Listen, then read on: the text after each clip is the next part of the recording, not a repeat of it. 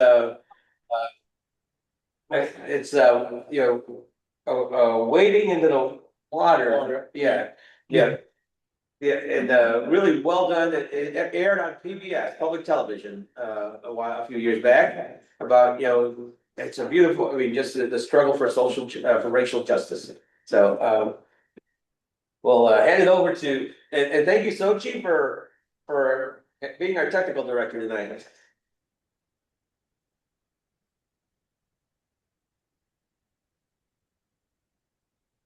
Audio.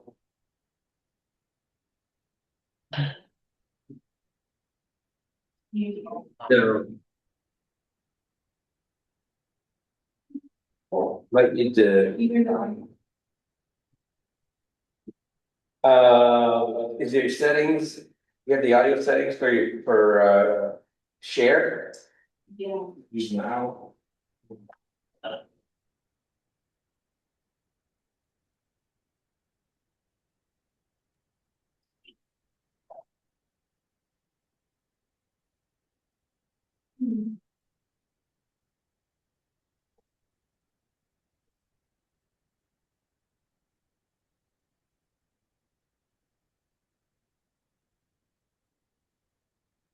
Think we have a problem with the sound? Yeah, we're trying to get it together now. Okay.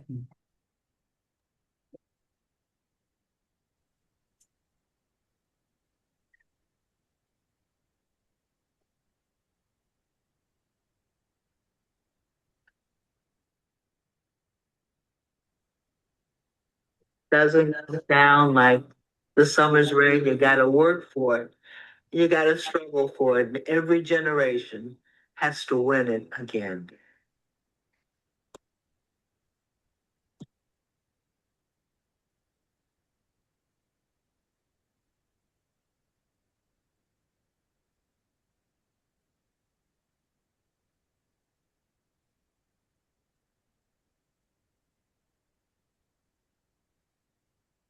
Freedom, um, like a bird on the wing.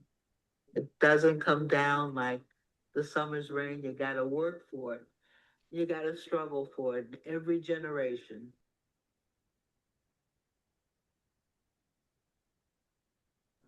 Station WMAQ, bring you destination. We'll turn it back up on yours.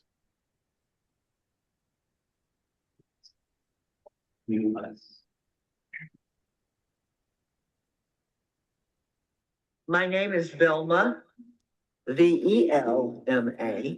My sister was Velma, Velma Murphy Hill. I was born on the south side of Chicago in a cold water flat. I was a creature from a family of seven. My dad died when I was born, and my mother raised seven children. She worked two factory jobs. My mother was a very strong trade unionist, and I recall going on union picket lines and singing union songs like, "Which Side Are You On?" I went to Roosevelt University and I got very much involved in the NAACP Youth Council in Chicago. In 1960, there were the winds of change. There were young people, a little about my age, who were struggling in the South for their dignity and for their rights. I also met Norman in 1960. He was organizing at the Republican convention, which was going on the summer of 1960. We're here to urge the Republican Party to come out with a strong civil rights fight in the platform. His younger brother met me and he says, "You know, you sound a little strange. Uh, you sound like a socialist." And you sound like my brother. And I said, "Oh boy, I want to meet your brother." We met on a picket line. Which picket line? It was a picket line. Um, oh no, Norm. Somewhat will. Of the students sitting in. I do remember the day. That was the beginning of a relationship that has continued of love and activism in the movement. We have been married for 61 years, soon to be 62 next month. I don't know about you, Norm. I haven't been married that long. And then Norm came to a meeting of the NAACP Youth Council. And he talked about these struggles for civil rights. I got enthralled in his conversation. And it was at that moment that I was listening to him and my life changed because I wanted to know more about A. Philip Randolph. I wanted to know more about Bayard Rustin, and I wanted to know more about Norman Hill. He and I started to date. Practically every evening we would find some time to be together. We didn't spend a lot of time on the movies, but we spent a lot of time on the picket line. And we had heard about people who were trying to use the beaches. For instance, there was an incident of a Black policeman who went to Rainbow Beach with his family and got run out of Rainbow Beach because they did not allow Blacks, African Americans. The beach was not segregated by law. It was segregated by custom. There's a deep history of Chicago's segregated beaches. In 1919, two Black boys got drowned and a riot occurred. So we said, we're gonna go and have a sit-in. We're gonna do like the youth in the South did. And a little nervous about this, but we were determined. And it was Norman that said to us, it should be an integrated group. So he got in touch with young people at the University of Chicago, Eagerly joined with the members of the NAACP Youth Council under Velma's leadership. We said, oh, I don't know whether or not we want to go up with those guys. They're white. They're not accustomed to our parties. We don't know whether we're going to be comfortable with them. My vice president, Barbatella, and I said, look, we want to integrate this beach and we want to go out there with an integrated group.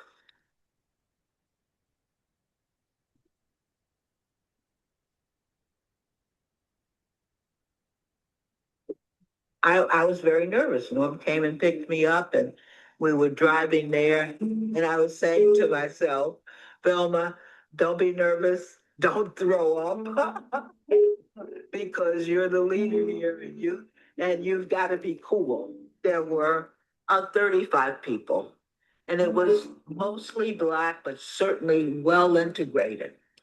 And we gathered together. We had our bathing suits underneath our clothes. And I looked at Norman. Norman had on a pair of trunks and his legs were terrific, by the way. We walked out to the beach. We had our chessboards and our checkerboards, Socializing, a little radio to play. sat on the beach. And there were people and families on the beach, all white. Things went calmly and smoothly until we noticed Big wall. And on that wall, there were, at least 50 white guys, young guys, older than we were. And we heard somebody say, you're on the wrong beach, nigger. And it was like a slap in the face. All of a sudden, there was a phalanx, a gang of white youth and young adults that sort of gathered around us. moving toward our integrated groups. And we looked around, there were no people on the beach. All the kids were gone, all the women were gone. I remembered a face. It was a guy like in his 40s, and his eyes were like very angry. So they started to come at us. We got up and we decided that we were going to leave the beach. We were singing, We Shall Overcome. And then all of a sudden, people, people started to throw things at us, rocks and bricks and Throwing stones and rocks at us. we didn't run, but we walked fast. And I remember getting hit in the head. Being hit on the head with a rock, picking her up off the beach. I remember my brother and Norman picking me up. And she was bleeding from the wound. There was blood all over my white shirt, running to the area where you change clothes. And we were in there and they were pounding on the doors. And I remember asking whether Norm was okay. The police coming to the door. Is anybody there? He asked if anybody was hurt, and they said yes. And I remember going to the hospital. I went in the ambulance. And later I found out I had like 17 stitches in my head.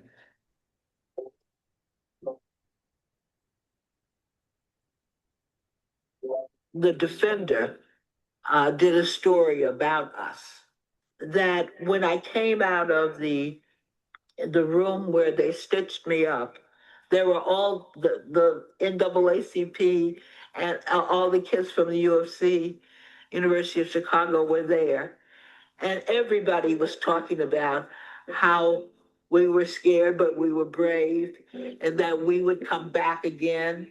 We would come back until that beach was integrated. And even though we were attacked, we were determined to come back. We came back the next week. We came back and there were hundreds of people who came out to support us. And I think hundreds of people who came out and the police kept them away from us. We came out there until the beach was safe. Having a sense of accomplishment in terms of integrating the beach by our participation, setting the stage for other groups to come and join us. This was a way in which not lawyers and not involved in bringing civil rights cases before the courts could directly participate. There's another story which I got married and pregnant that same year and lost the baby, and because I was paralyzed from the incident.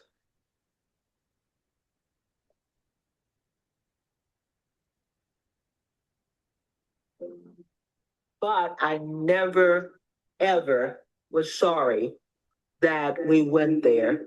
And even today, there is a civil rights plaque at Rainbow Beach that we struggled there and we were victorious.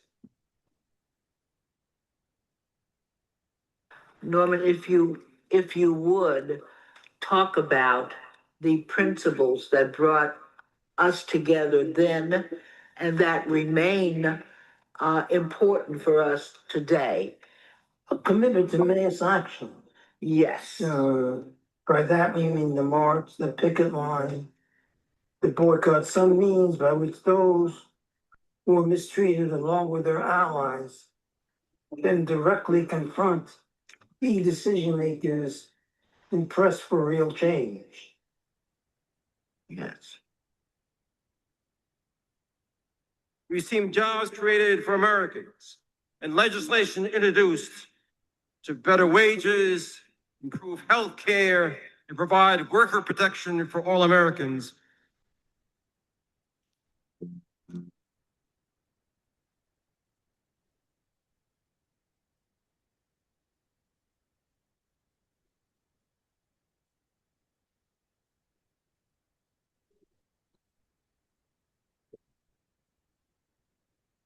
What we the march of the spirit of God and of the spirit of dignity that we have drawn here today.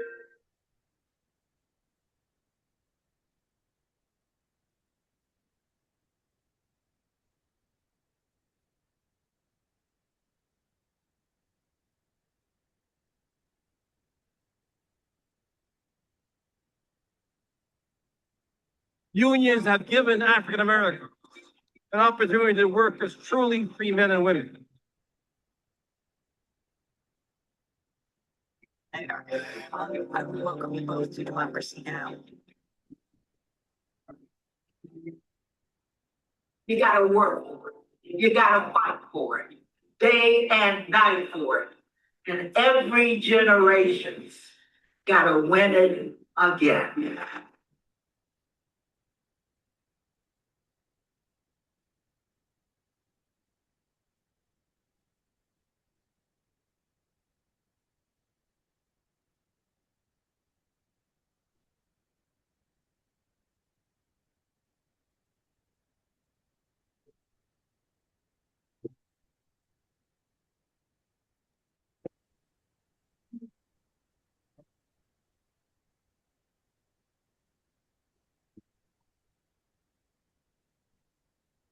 That was what a beautiful video. Thank you, Norman and Velma. Again, thank you for all your work, your life's work for civil rights and labor rights and social justice. And thank you for writing this beautiful book and about your story. It was a great story. At this time, I think maybe we can open it up for. Let's bring on Norman and Velma. Norman, Velma, welcome. I know you're in New York, and I know you would have loved to be here in person, but I know it's travel's a challenge. So I'm glad you are here. Yeah, Norman. Thank you. To John Villar, chairing this event, union leaders, trade union sisters and brothers, and guests. Thank you for this opportunity to speak to you. I want to talk about two things. First, of course, is the book. My wife, Velma, my love, friend, partner, and comrade, and I have written a memoir entitled Climbing the Rough Side of the Mountain, an extraordinary story of over 6 decades of life, love, labor, and civil rights activism, with an introduction co-authored by 2 great civil rights icons, John Lewis, former president of the Student Nonviolent Coordinating Committee, a major speaker at the August 28, 1963 March on Washington for Jobs and Freedom, and a congressional activist, and Vernon Jordan, former president of the National Urban League, director of the Voter Education Project of the Southern Regional Council, and leader of the United Negro College Fund. National labor and civil rights leaders have issued statements praising our memoir, Climbing the Rough Side of the Mountain. Among them are Liz Schuler, president of the AFL-CIO, Randy Weingarten, president of the American Federation of Teachers, Mary Kay Henry, former president of the Surface Employees International Union, Lee Sanders, president of the American Federation of State, County, and Municipal Employees Union. Mark Muriel, President of the National Urban League. Reverend Al Sharpton, President, National Action Network and television commentator.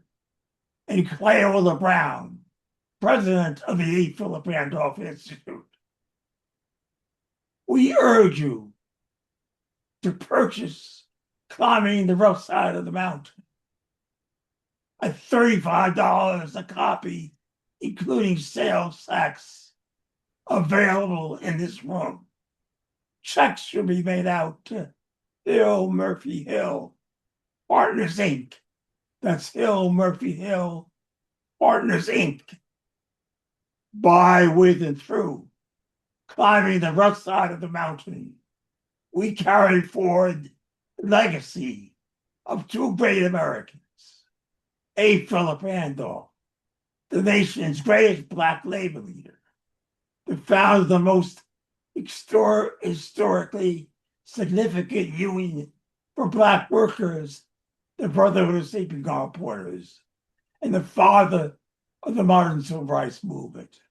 And by Rustin, A. Philip Randolph's most outstanding colleague, a civil rights leader in his own right, arrested over 20 times in the struggle for racial equality. A master strategist and tactician of the civil rights movement, continuing the struggle for racial equality and economic justice. In this context, we urge you to purchase Climbing the Rough Side of the Mountain.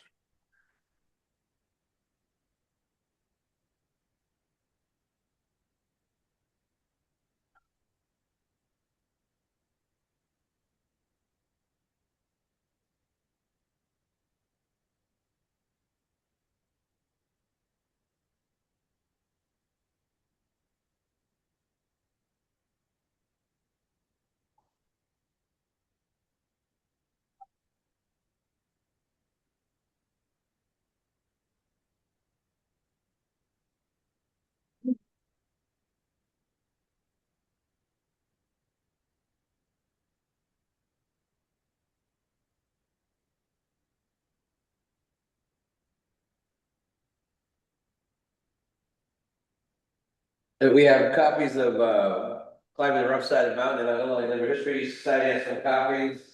And we have some copies, and we I think anybody who needs any copies, we've got some here. And All right. The second thing I want to talk about today is the dangerous times we are living in, and all that we won. And indeed, all democratic rights are threatened by Donald Trump's second administration.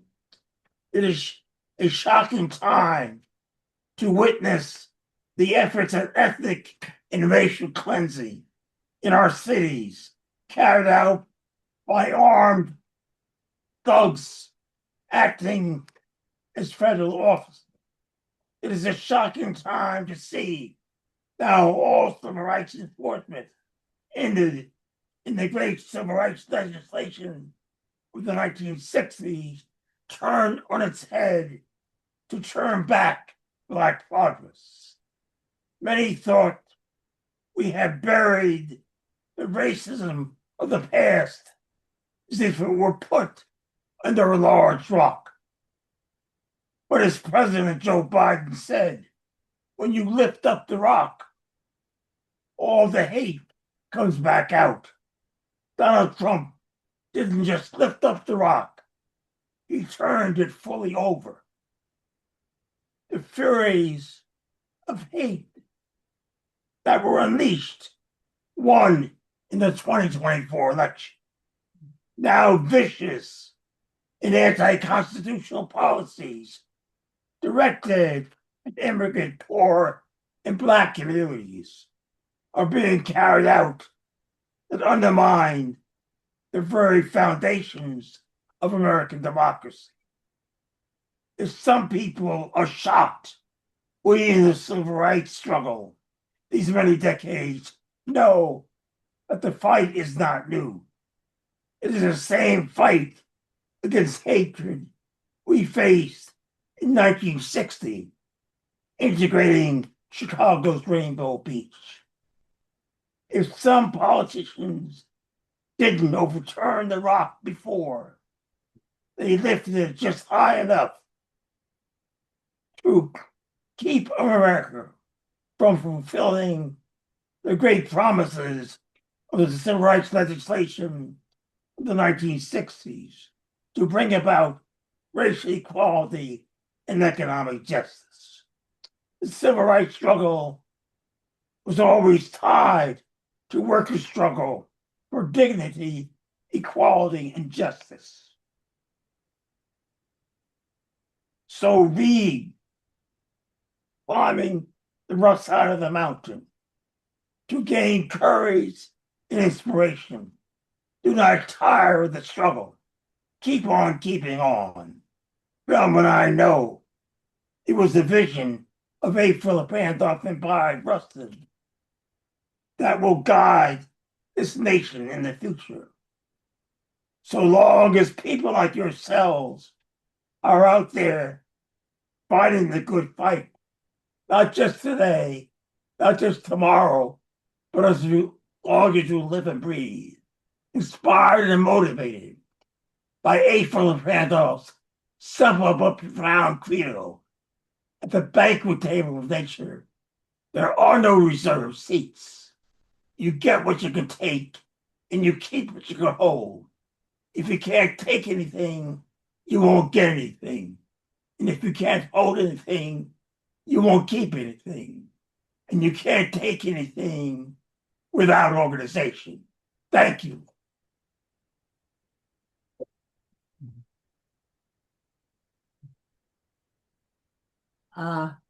Thank you, Norman. Can you hear me? Yeah, yeah, Velma. Okie dokie. I want to first apologize. I haven't been feeling too well. Cool. And I just want to make a couple of comments.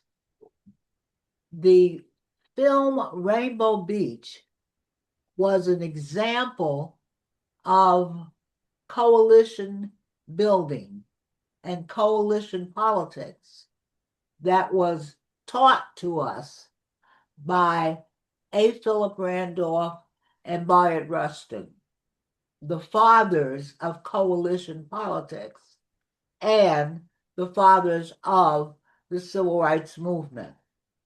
And I just want to indicate that I live in New York, but my home is in Chicago, and it will always be in Chicago. It's where I started and where I hope to finish my career. Now, A. Philip Randolph and Bayard Rustin were our mentors, and they taught us so much. And I want to give you a little lesson about them. A. Philip Randolph, again, was the father of coalitions. And again, I started my career with coalition building. And in 1960, in Chicago, there was Rainbow Beach.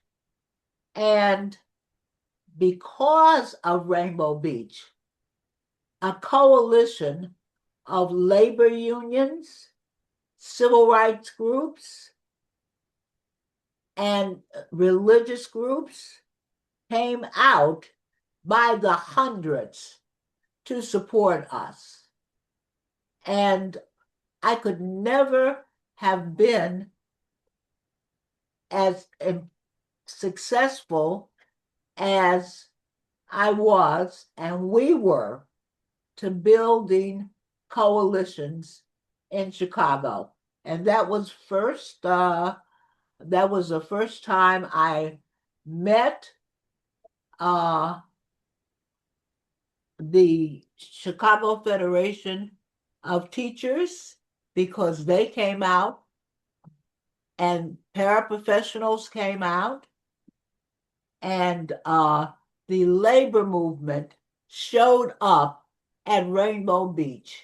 And that was the first time I met Tom Ballinoff. And I want to thank you guys for support and for encouraging us in 1960. Now, to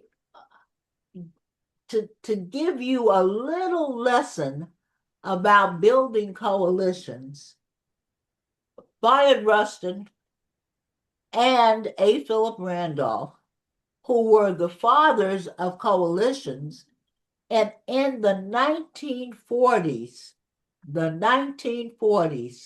threatened a march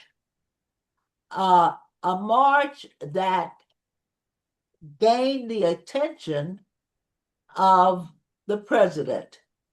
And he gave an executive order in 1940s to integrate the civil service, which was segregated before then. And I know that government employees, many of them, do not know about A. Philip Randolph and Bayard Rustin and their integration of the defense industries and civil service. That was the first time that many Black and brown people got jobs with the government. And many people do not know about it. Many people who are working in government don't know about it.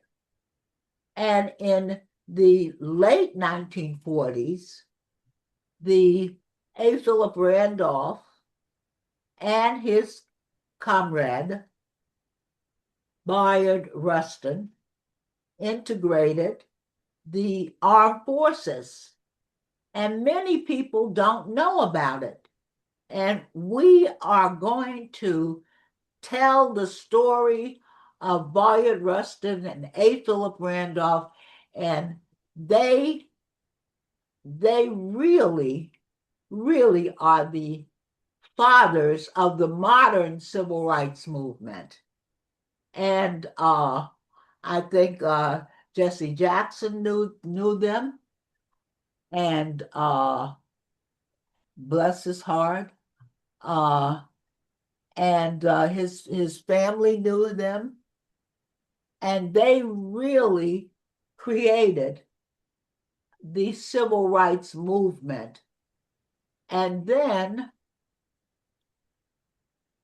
the March on Washington, and I think that most people here remember the March on Washington, but it was created by A. Philip Randolph and his colleague Bayard Rustin, and it was the example of the coalition between labor and civil rights and other organizations that created the Civil Rights Bill of 1964 and the Voting Rights Bill of 1965. And they also created the Leadership Conference on Civil Rights, which was in the 1950s and represented a coalition of over 100 groups. And they led the legislative fight for the civil rights bills of 64 and 65,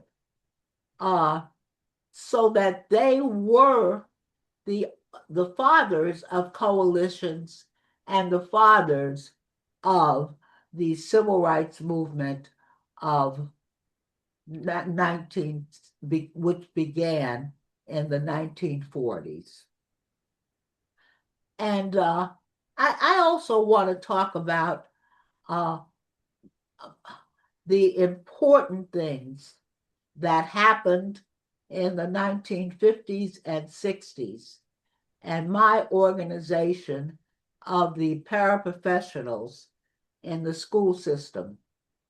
I began working at the United Federation of Teachers and organized paraprofessionals in New York and in Chicago and in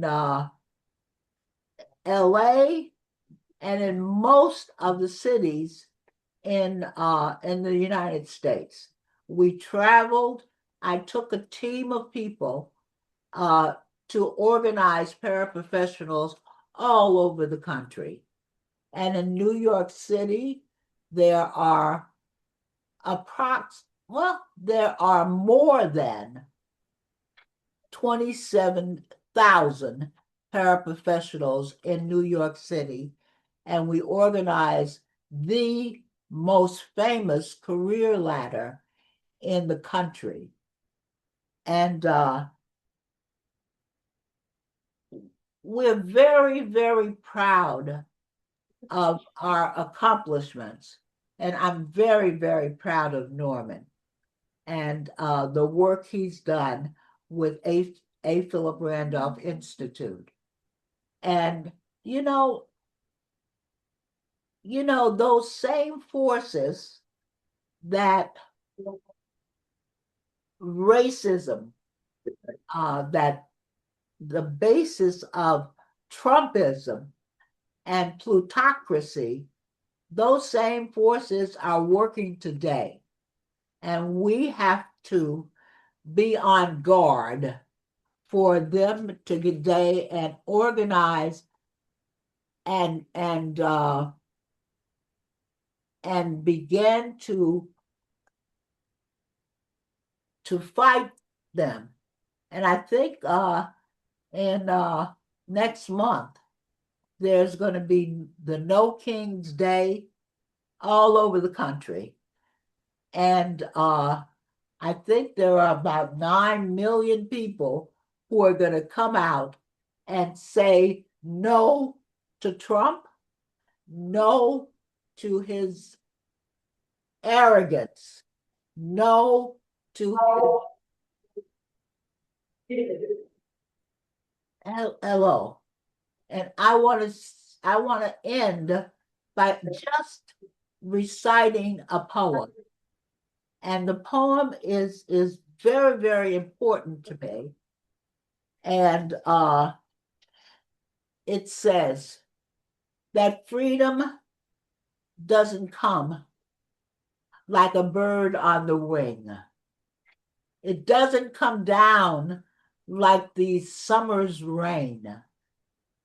You gotta fight for it. You gotta struggle for it. Every day and night, you gotta fight for it. And every generation's gotta win it again. So pass it on to your children, mothers. Pass it on to your children, brothers. Pass it on. Pass it on. Thank you. Thank you, Velma. Thank you. Beautiful words. And I mean, you're right. The fight never ends, right? The fight never ends. It continues on.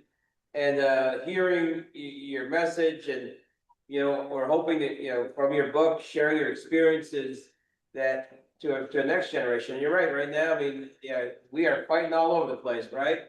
Yes. It's a fight. I'm going to hand it over to, Marcus Shepard, our organizing director. you know, he read the book and he had some questions. I mean, Keith, you also may have some questions as well.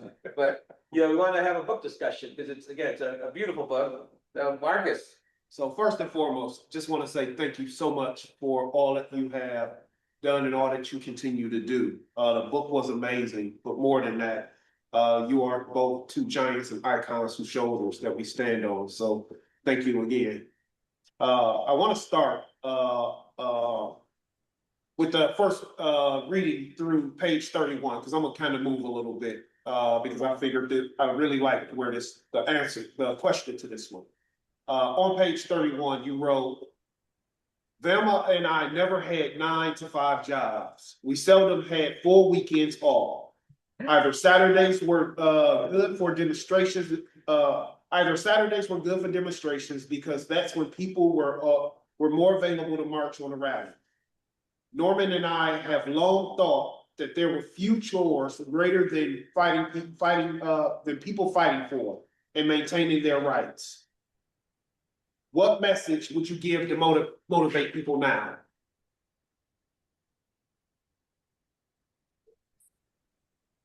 I would say that the key to a society in which people can live decently and well is the involvement and participation in day-to-day organization, in pressure, and above all, in political action and in voting.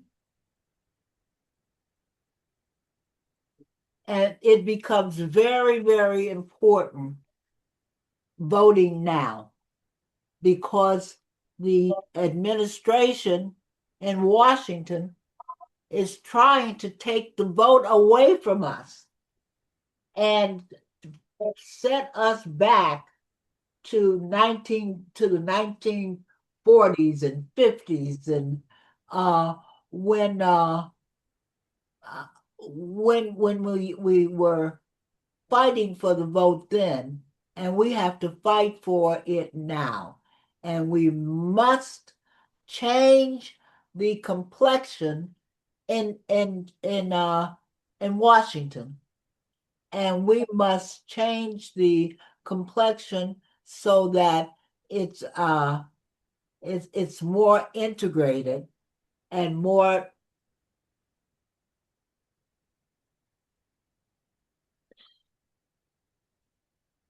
So much is at stake. Yes. So much is at stake that people need to get off their butts. yes. All right, appreciate that. So again, I'm gonna jump around because there's some good questions here. Let's Keith, you wanted to take one. I'll take one. Page 26, publishing your book in 2023. You gave a call for people to get involved. You wrote, this is one of the things that I would like young people to understand. I don't think young people in America today have the feeling about being part of a movement with clear objectives that make a transition from protest to political action. And that's too bad. When we were marching and organizing and teaching, all kinds of people, black and white, were involved. We and they were part of a movement that passed groundbreaking, comprehensive civil rights legislation. It's now 2026. With all the attacks on our hard-won rights, do you have hope that we're seeing a revitalized movement? You know, it's very, very difficult in this time with Trump and Trumpism. But I do see that times are going to change, that men and women are going to seize power, and we're going to end Trumpism and see the democratization of this country. Democracy is based on the participation of great numbers of masses of people, not only in day-to-day organization, but in political action to elect officials who are committed society in which all can live decently and well, and in which there are democratic rights for all.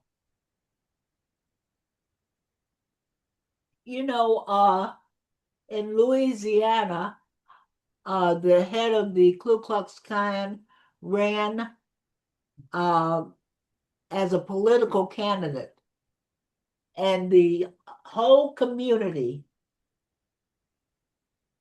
rose up and defeated him. And that same political, who was it? No? David Duke. Yeah, that same politics.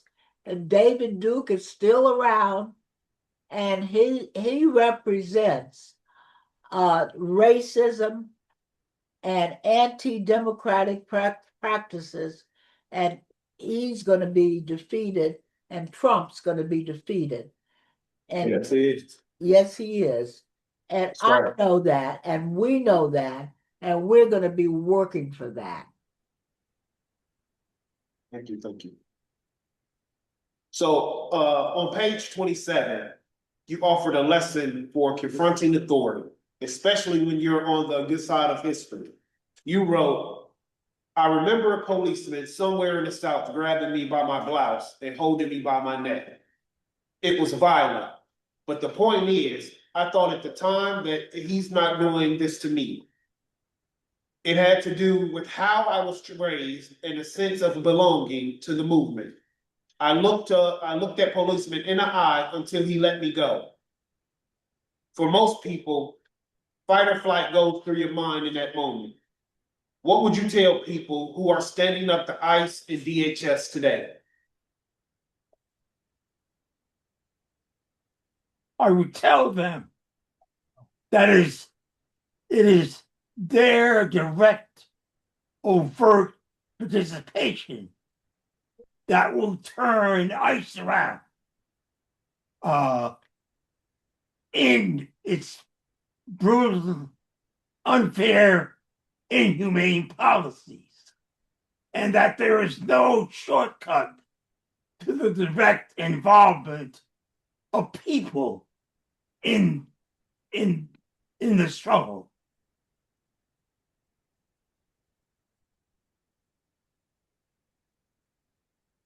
That's on page 180.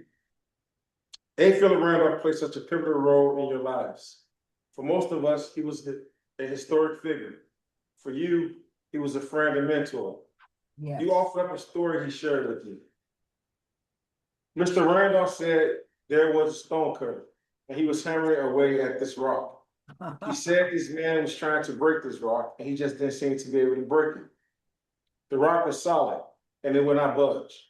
The stone cutter pulled back his arm, and he would hit it, and he would hit it again, and he would hit it again. But Mr. Randolph continued. The stone cutter kept banging away at that big rock. He would hit it again, and he would hit it again, and he said, hit it yet again. As I listened, I said to myself, okay. Mr. Randolph said that the stone cutter must have hit the rock at least 100 times. Well, he told me the man kept going and was tired and he was sweating, but he knew he couldn't quit. And he lifted his heavy arm, and on the 101st blow, the rock just split apart. Yes. You know, Velma, Mr. Randolph said, his voice as smooth as warm cream. The stone cutter knew that it wasn't the last block that did it. It was all that went on before. That's a powerful story. How many more swings of the hammer do you think we need before we break that block? You know what? That was told to me by Mr. Randolph shortly before he passed away. And you know, that rock is going to be split. And that rock is going to be broken with the next set of elections and the midterm elections. We're going to have success in the midterm elections, and we're going to defeat Trump and Trumpism. Very well said. Okay. Thank you. So, Thank you. so on page 30, I liked how you framed the pacifist and nonviolent resistance. You wrote, while we understood the role of nonviolence in the movement, neither one of us believed that nonviolence meant passive non-resistance. Yes. Velma and I always associated nonviolence with some kind of action, sitting in, waiting in, marching, and picketing. Yes. You were doing something. Norman and I didn't agree with pacifists like Byron and Dr. King and others. We didn't think that love was going to solve the problem and that we were going to get those oppressed us to love us. If you waited for everybody to love everybody, you'd be waiting a long time. We're That's saying, right. go ahead. That's right, by the way. And it was very difficult to stay nonviolent, you know. But we knew that we were building a coalition of people. We knew that we were touching Blacks and whites and Hispanics and the gay community. We knew that we were going to build a coalition that would be like the coalition to bring to bring democracy and keep democracy. And it was a tactic. Nonviolence was a tactic.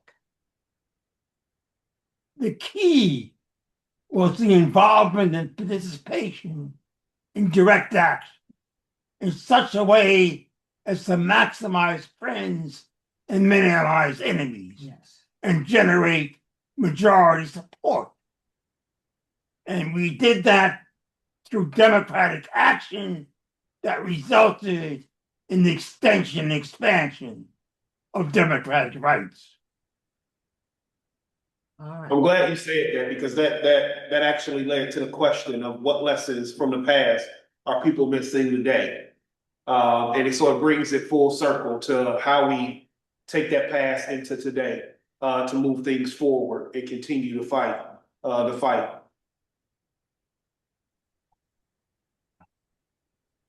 Do you want to do the last one? Yeah. On page 19, you brought readers to what it was like on Rainbow Beach that day, and you confronted blatant, angry, and violent discrimination. You wrote, I looked to Norman and could see the phalanx of men carrying chains and rocks and bricks. We were surrounded by hatred on three sides. Our backs were to the water. The only way out was to walk past an angry mob that was shouting profanities at us. Yes. I heard Bill Hart from the Hyde Park contingent whisper, let's get the hell out of here. We were singing loudly now, and rocks were whizzing by us, falling hard into the sand with a thud. Someone got struck on his shoulder. Then I felt myself fall. A sharp pain tore through my back, on my hand, and blood warmly soaked my white blouse. A rock had found its mark. I grabbed Velma and picked her up. I don't remember being angry, just concerned about getting her out of harm's way to safety. What were some of your lessons that day?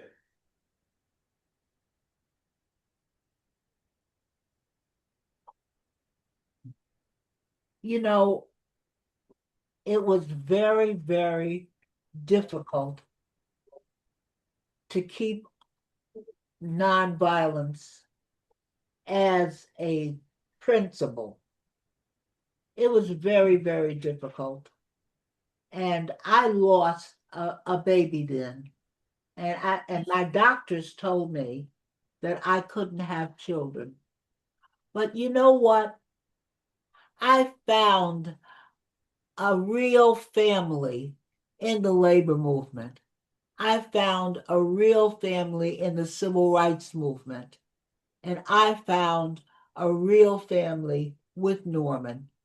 And you know, that's gonna continue.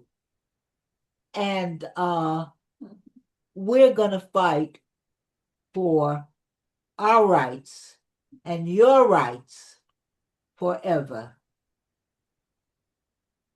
I think he just answered the last question, but during the darkness and terror of that day, did you see rays of hope and light? Yes. Oh, yes. God bless you.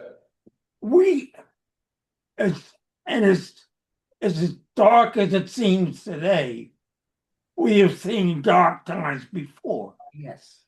But there have been backlashes in America's history. But it's been the labor movement and the civil rights movement that have created frontlashes.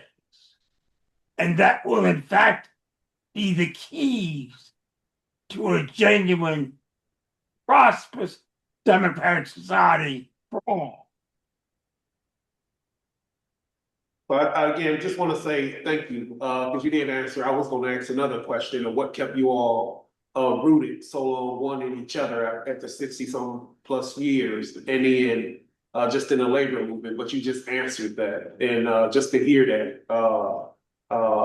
it is a blessing. And again, just thank you for everything that you all have done and continue to do to fight for civil rights across the board. And thank you. Looks like we have some question from Michael and Pat. Mike? Yeah, thank you both so very much. Velma, you recited one of my favorite poems I had not heard in many years. And I just wanted to share this, that the legacy lives on. I do a lot of union orientation and pre-apprenticeship classes around the state. And most of these classes are made up of people that need their second or third chance in life. And many of them are ex-offenders. Yes. And I always talk about A. Philip Randolph, Bayard Rustin. I show them some videos, and they're always the first reaction is, "How come I don't know about this?" I said, "Well, now you know about it now." And those stories are so powerful, and I appreciate it what question Keith asked you there with the excerpt from the book, about pounding away, because we're all experienced at pounding away, but that's how we keep it alive and pass the torch on. And I just want to thank you too for your legacy, what you shared here tonight, and you're passing on your spirit to us. So thank you very much for taking your time with us and writing your story, because that's how these things live on.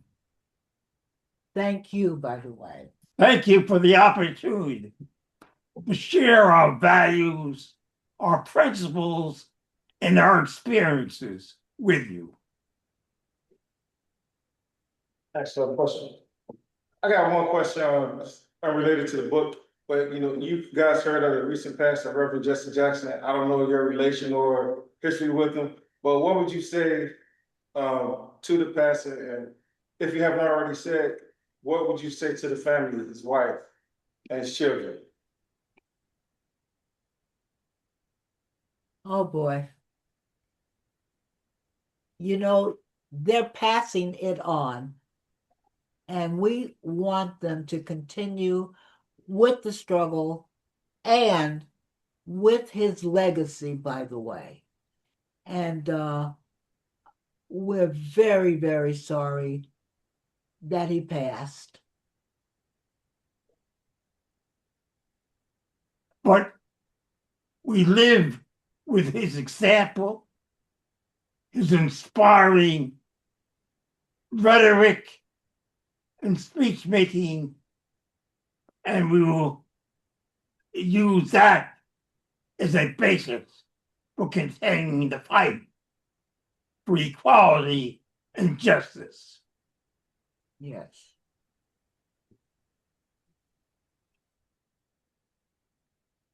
Pat, you unmuted your mic, yes, were you gonna say something? Marcus actually asked my questions, and Mr. and Mrs. Hill answered it, but before he even had the opportunity to. And it was, you've sustained this for over 6 decades, and the things that you have done are so inspiring to me. And it was like, how did you continue that energy and that fight, like, and you continue it today. But I know you guys very eloquently describe your motivation and the passion that you have. The only thing I'd say, on behalf of State Fed is, it is inspiring when things get heavy in these current times. Sometimes it feels very, very difficult, but when I hear about what you guys have endured and the stories that you guys have told and the things that you have done under great duress, and when people were trying to throw up every obstacle for you, it helps, us in terms of the labor movement understand all these struggles and battles that you guys have fought. And I think it really inspires us to continue the work. So thank you very much for what you've done and spending the time with us tonight. Thank you, by the way.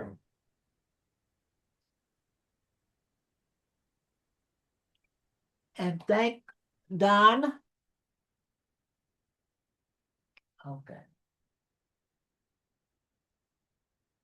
I guess. Yeah, we lost the video from Chicago. Are you guys still with us? Yes, Yes. we are. Oh, Yeah. okay, good. One of the questions in the chat was, first of all, it said, many thanks. How do I buy a copy of the book? Oh, the book can be obtained by emailing us, norman.hill33@yahoo.com. It sells from us for $35 a copy, including sales tax. And so we would encourage you to send your order, your check made out to Hill Murphy Hill Partners Inc. To us and through our email. Our Okay. address is also 321 West 24th Street, apartment 19B as in boy, New York, 10011. Wonderful. Thank you. If you're ever in New York, please come and see us. We'll do it. I'm serious. Okay, So good. you don't put an invitation out there you don't want to take. That's right. That's right. And We also have copies here with the CFL as well. and the Illinois Labor History Yeah. Society, if you're ILHS, we have books for sale online, so you can go to illinoislaborhistory.org. Yeah. And get books there. and we'll get it to Norman Velma. And Keith will we'll leave the copies here for Keith to sell here at APW. I'm buying 5 copies right now. Keith just bought 5 copies. The state Fed's in for a sizable order. I got to talk to my boss tomorrow before I'll give you a number tomorrow. Very good. Very good. Don, bring me a copy tomorrow. Okay, I'll give it to Sochi. All right. Thank you. Donate 5 books for Black History Month to my membership. There we go. Yep. Pick random members to hear your story. All right. Thank you. Thank you. Hey, thanks for including us, Marcus, Keith, Don. It was a great evening. Appreciate it. Thank you, Pat. Does anybody have anything else to add? I mean, this is such a wonderful time. I mean, with you, Norm and Velma, and the other thing about this book, it's a love story, by the way. It's got a little bit of everything. It's got some action, it's got some suspense, and it's also a love story in the movement. And it's really So, Velma, Norm, I mean, was it love at first sight? Well, second sight.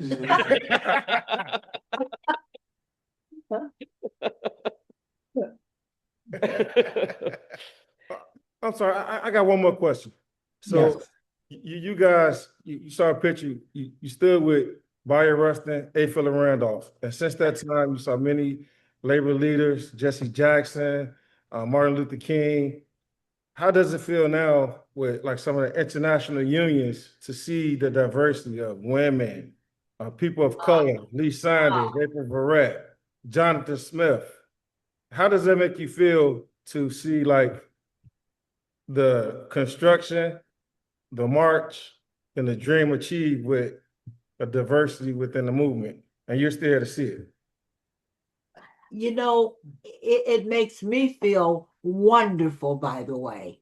It makes me feel wonderful that so many, not just men, but so many women have seized power and and leading the movement, and A woman leading the movement, Liz Schuler. yes, yes, sirree. And by the way, I hope that we can get to have a woman as president.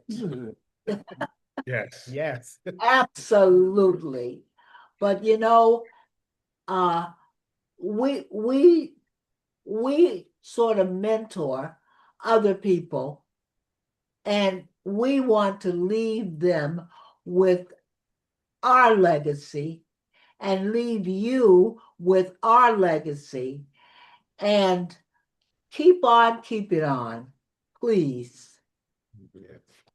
A. Philip Randolph and Bayard Rustin pushed the labor movement Yes. to be the home of all working people. Yes. And we think it is a wonderful fact of life and achievement that the AFL-CIO is among the most integrated of America's institutions. Yes.